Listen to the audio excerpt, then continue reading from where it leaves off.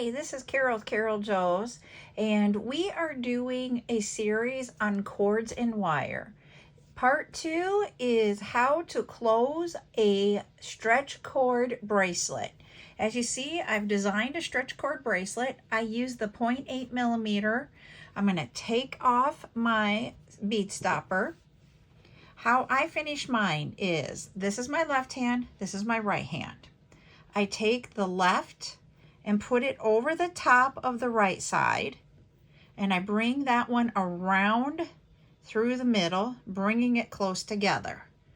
I don't pull it extremely tight in this step, but I hold it with my thumb and one of my fingers. It could be my index finger, it could be my ring finger, just one of my fingers. So bring it around, pull it together, I hold it. And if you notice, I have what was originally my right, now it's on my left hand, and I'm holding that between these two fingers, my index and my pointer. I will take the right side, go over the top of the left, bring it through the center, and at this point, I just pick it up and I stretch it together. While I am stretching it together, in my head, I say tight, tight, tight. I want to get that really tight. Then I want to test to make sure I got it tight enough. I grab the bead on the left side of the knot and I grab the beads on the right side of the knot. I pull it open and I see if it's moving. My knot is not moving. This is where you get to decide what you want to do to finish it.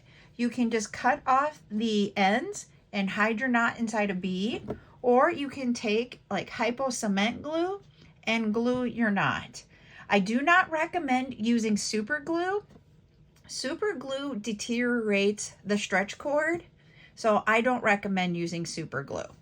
All you do is you take the top off. I'm doing this off camera, sorry. There we go. We took the top off of our hypo cement glue.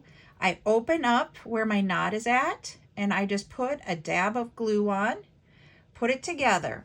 I will leave this overnight to dry rather than cut it right away, because I want my glue to dry. After it has dried, you can leave it, if you're doing something that you want it right away, I would say leave it sit for at least a half an hour. But I always usually try to let mine sit overnight just to give it time to cure. Now, then you put your lid back on to your hypo cement glue. And this is not always the easiest step to do because you've got a very thin piece of wire that you're putting in that hole. And so sometimes it takes me a minute or two to get that in there. Once I get it in there, I'm like, yahoo! But what I do and what I recommend is that you will, if you're making more than one bracelet, make all your bracelets and then glue at the end if you are a gluer. Now to cut this, I just take my scissors and I get as close to that knot without cutting the knot on both sides once I've let that dry overnight.